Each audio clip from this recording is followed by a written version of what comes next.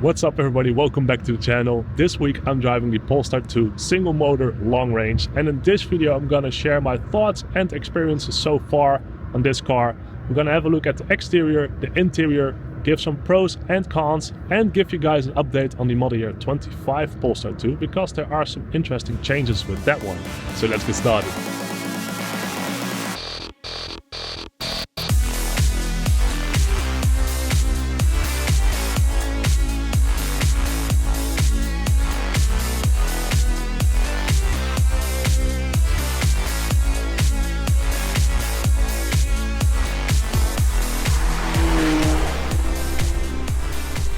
Alrighty folks, so welcome to the Polestar 2 single motor long range. Now let's have a look on the exterior first. This Polestar 2 is rocking two packs, the Plus and Pilot pack. You also have the Performance pack, then you would see bigger wheels, golden brake calipers, golden seat belts, you know, those kind of fancy things. Well, not on this one, no. On the exterior we have magnesium as color. Bit of a white silver-ish color, looks pretty good.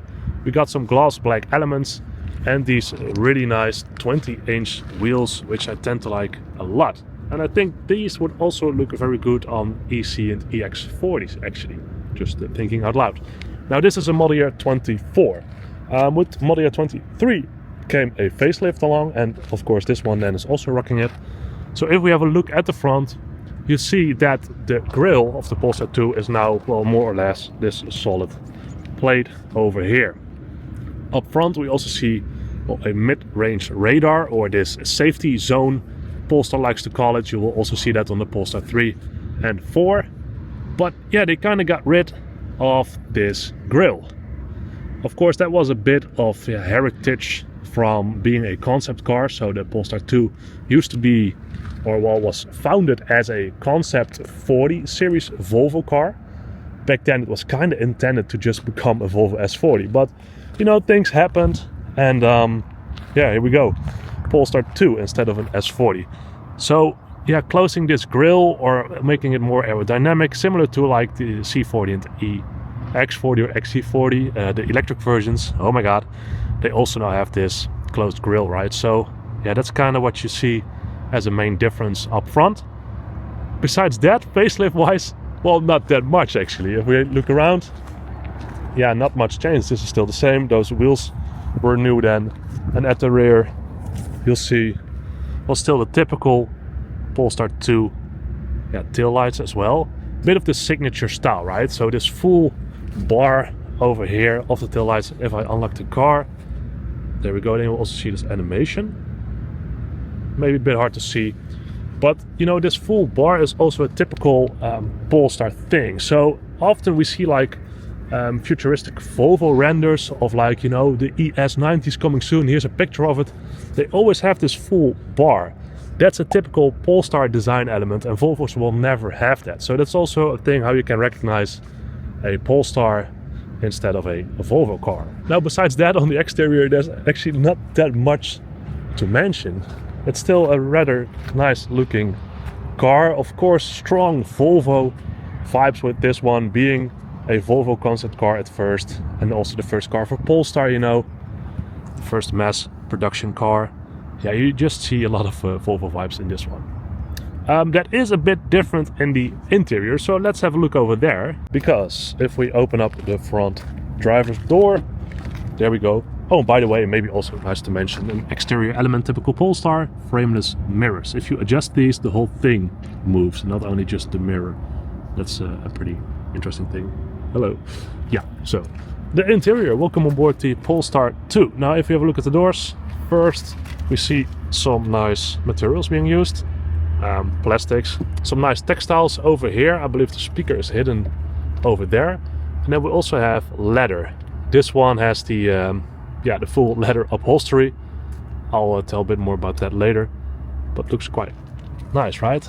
Familiar handles, also on Volvos, for example.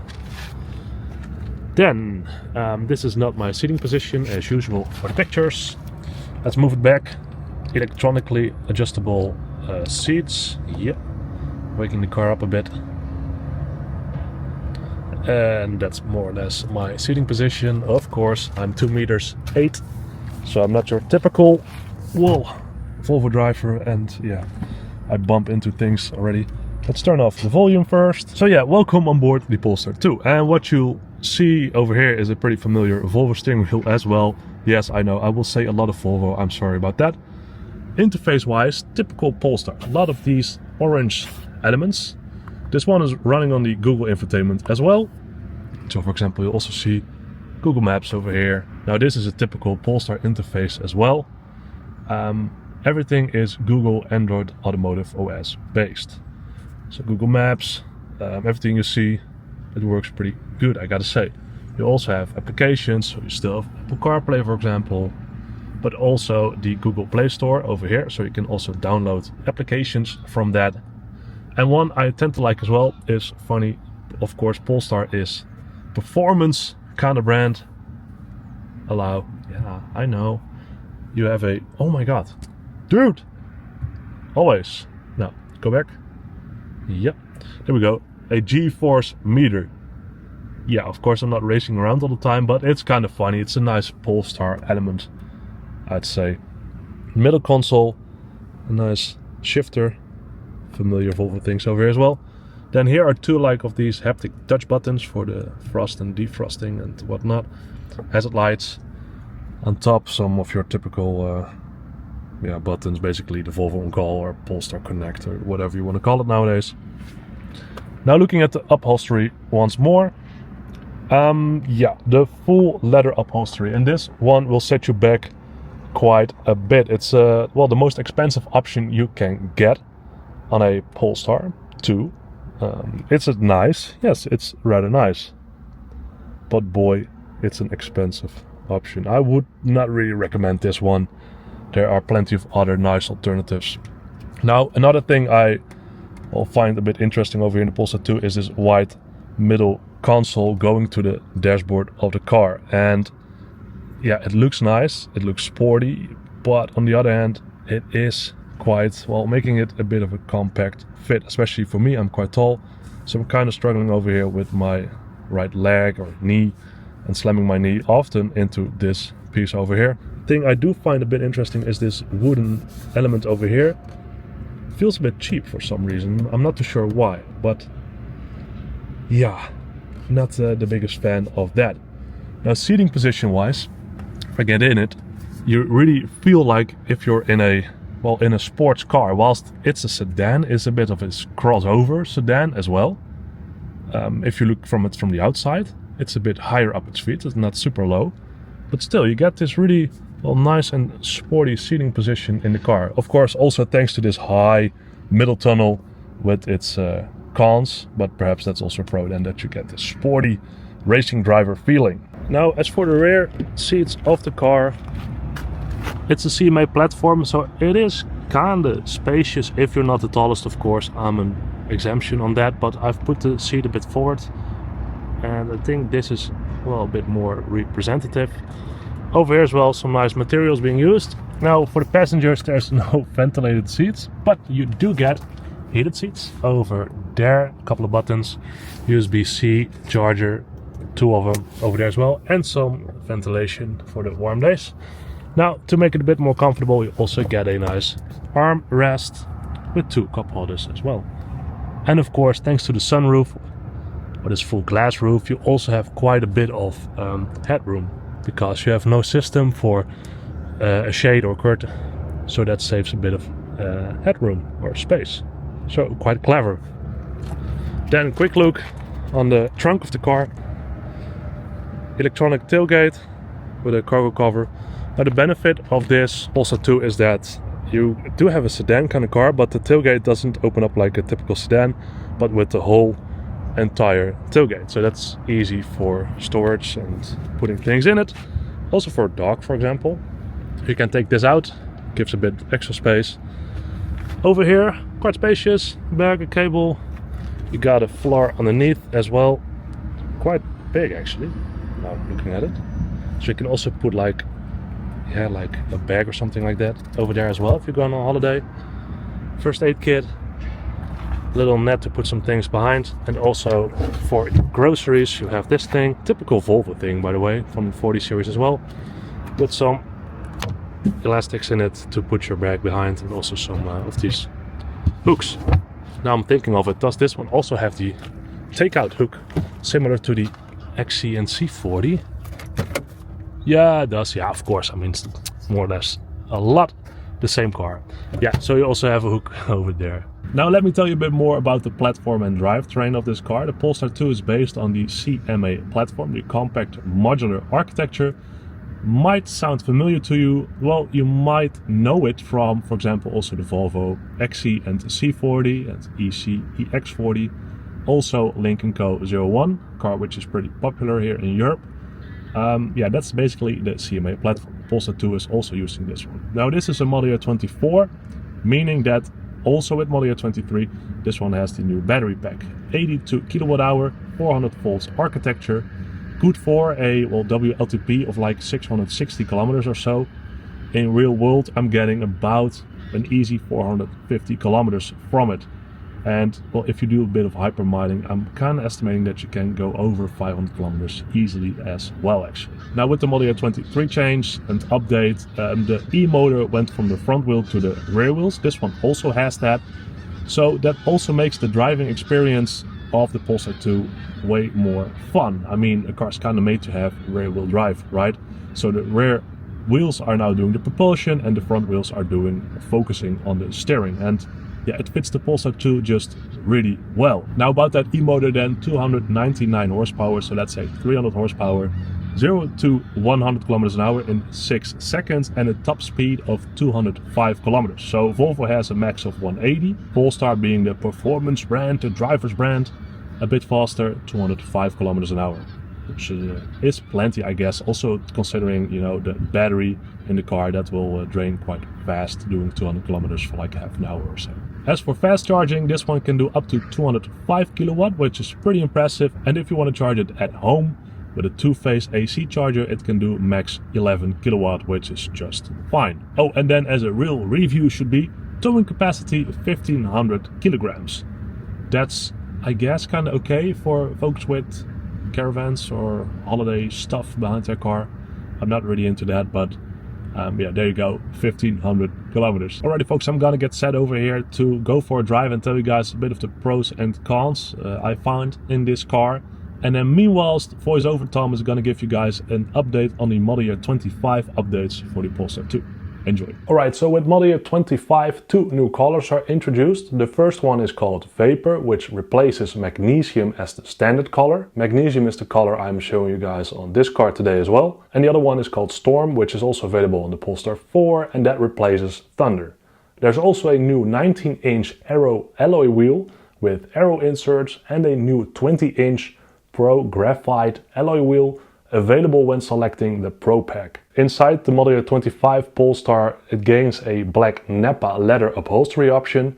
The same leather upholstery as I'm showing you guys today, but then in black. And customers who choose the Pro Pack will also see a new seatbelt design, black with a Swedish gold stripe running its entire length. That does look pretty cool, I gotta say. Now from the 2025 model year, the Polestar 2 pack structure is aligned with the Polestar 3 and 4, while more single options are available, offering customers the freedom to personalize their Polestar 2 more than ever before. So then there's this climate pack, including a heat pump, heated rear seats, heated steering wheel and heating for the washer fluid nozzles. This new Pro Pack includes a 20-inch alloy wheel and the Swedish gold detailing applied to the seatbelt and also to the tire valve caps, because you need that apparently. And then the Pilot Pack, Plus Pack and Performance Pack make up for the remaining pack structure. Now do note, for Europe, the Polestar 2 standard range single motor receives an upgraded 70 kWh CATL or CATL battery with increased range of up to 554 kilometers. WLTP that is, keep that in mind. Okay, thank you myself in the voiceover. Welcome aboard the Polestar 2. We are heading out for a nice and fun drive.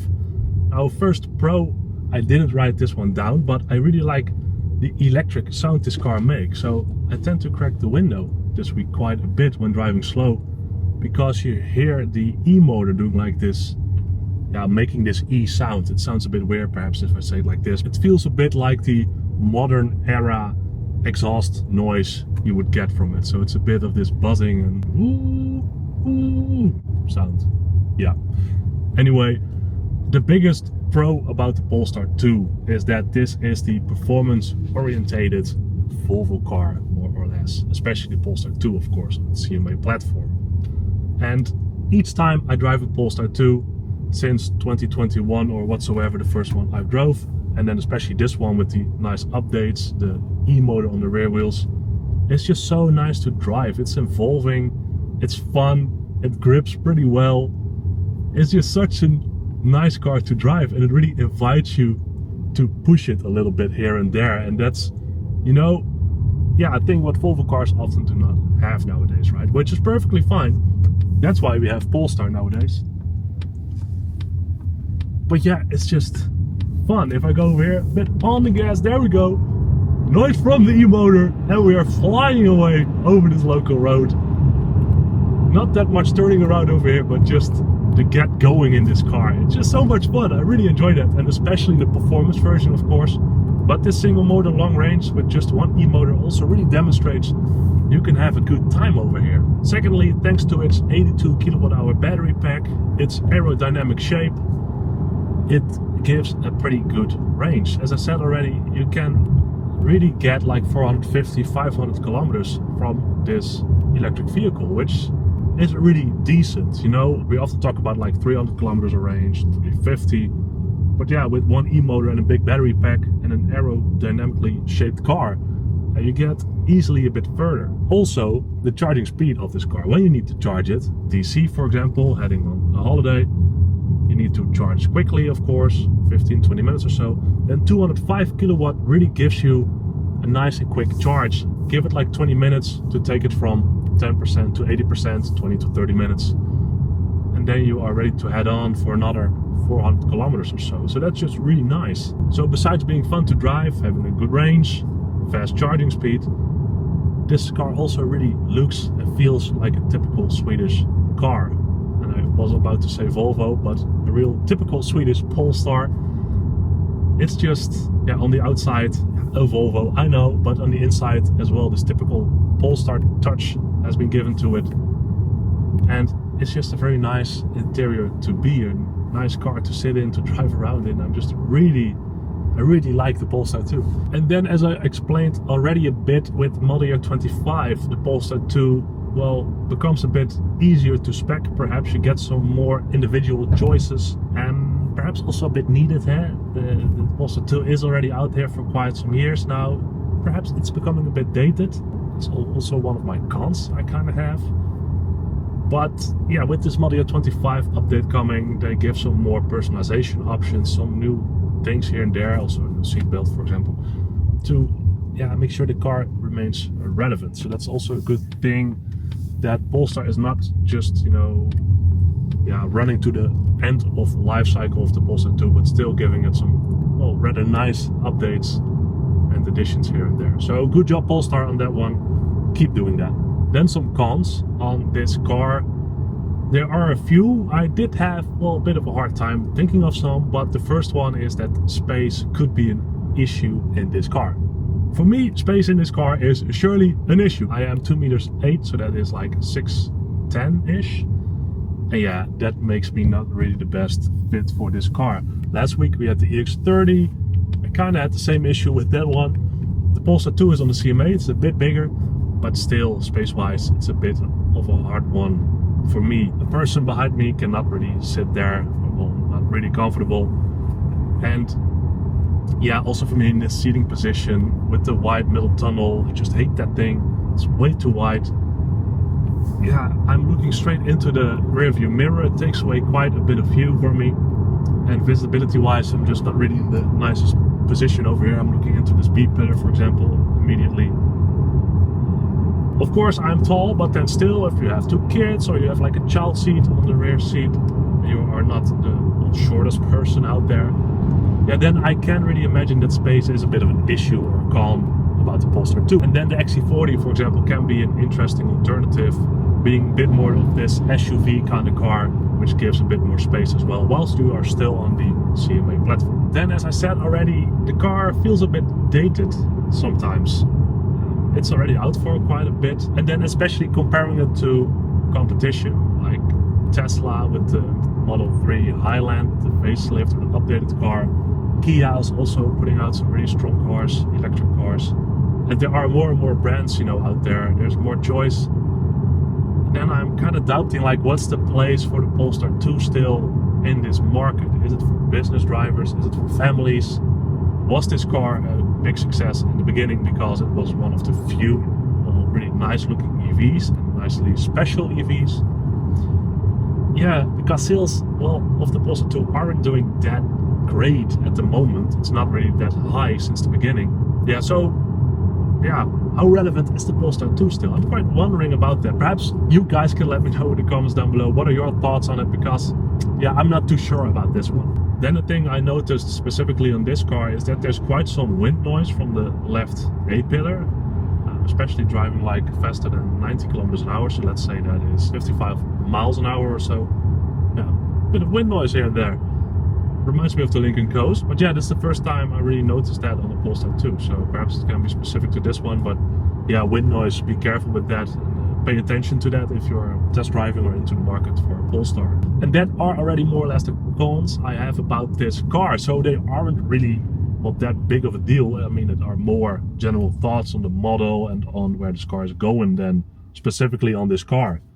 Plenty of options, nice to drive, fun to drive, easy to drive as well. You have Google Maps, you have a 360 cam, parking sensors, fast charging, and life is just really easy in the Polestar 2. Also pilot assist is very good, I like that one a lot. So yeah, all in all, this week with the Polestar 2 is just very good. The thing I like about this car is just that it is a bit of a Volvo, but then really a fun and nice to drive Volvo.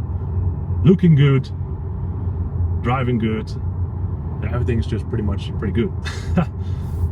So that being said, guys, I hope you enjoyed this review and my thoughts on the Polestar 2. I do want to feature the model year 25 Polestar 2 as well on the channel, so stay tuned for that. That being said, guys, I thank you a lot for watching. If you enjoyed the video, please give it a like and subscribe to the channel. Make sure you turn on the notification bell as well, then you will get a notification when I upload a new video and you will not miss out on anything happening over here.